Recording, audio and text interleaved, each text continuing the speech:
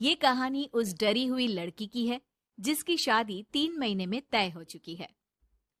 अरे क्या रमा, क्यों उठ गई बेटा इतनी जल्दी? थोड़ी देर और आराम कर लेती ना। नहीं माँ, ठीक है, कोई बात नहीं।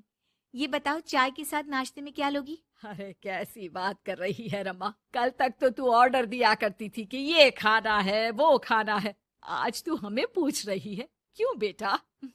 माँ, अब ऐसे ही बोलिए ना, क्या खाएंगी? बेसन की रोटी बना दूं दही के रायते के साथ? माँ कुछ सोचती है फिर कहती है, अच्छा सुन, ये बता, रोहन का फोन आता है? शादी होने वाली है तेरी उससे, बात करती रहा कर। हाँ हाँ हाँ माँ, बात होती रहती है। मॉर्निंग में मैसेजेस भी डालती हूँ।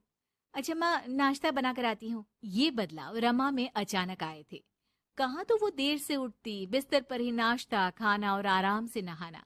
माँ ने बचपन से ही किसी राजकुमारी की तरह रखा। पढ़ने में होशियार और काफी सोचने वाली लड़की थी रमा।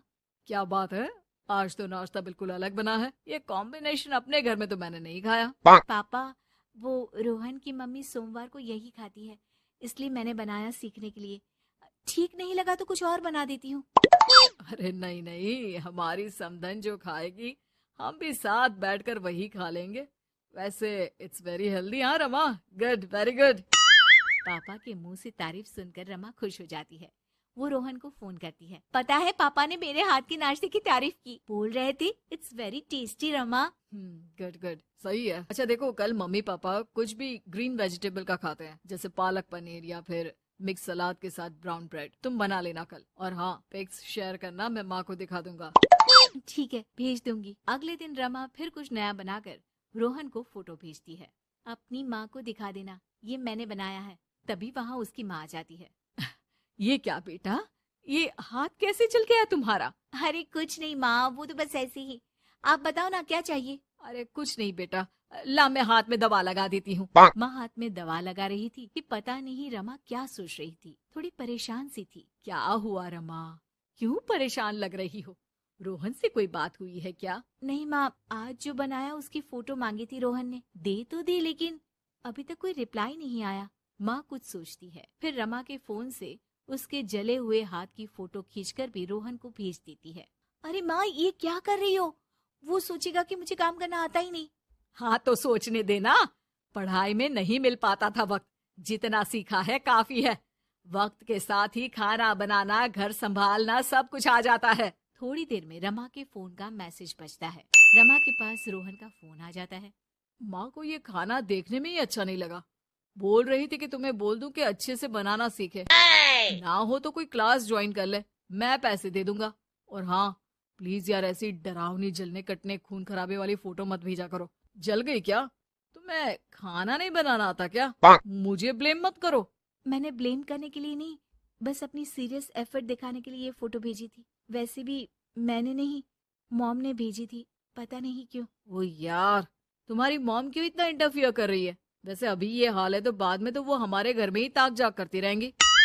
उनसे कहो कि मैं तुम्हें उस घर के लिए तैयार कर रहा हूँ जहाँ अब तुम्हें पूरी जिंदगी रहना है। रमा को रोहन की बात ठीक नहीं लगती।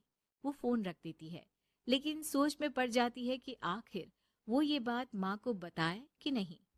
अब हर वक्त या तो वो रोहन का बताया खाना बना रही होती है, या उसके कहने पर उसकी पसंद की टीवी शोज, वेब सीरीज या फिर किताब पढ़ रही होती है।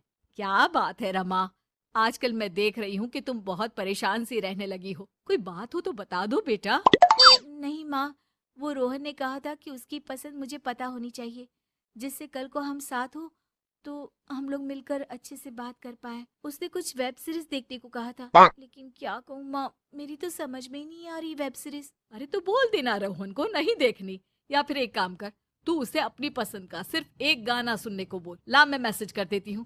ना ना माँ, आप तो रहने ही दो। पिछली बार भी जब मैंने उसे बोला कि आपने मैसेज किया है तो वो गुस्सा हो गए थे। अच्छा, क्या बोल रहा था? यही कि माँ क्यों इंटरफेयर कर रही है, मैं तुम्हें उस घर के लिए तैयार कर रहा हूँ जहाँ तुम्हें पूरी जिंदगी रहना है। माँ अब समझ जाती है कि रोहन उसकी रीमा के लिए ठीक नहीं है। रहने दे रीमा, ये रोहन मुझे ठीक नहीं लगता। तू बोल तो मैं कोई और रिश्ता देखूं। अरे नहीं माँ, मेरे पूरे फ्रेंड सर्कल में ये बात हो गई है। नाते रिश्तेदार आस पड़ोस सभी। हाँ, ठीक है बेटा, चल कुछ दिन और देख ले।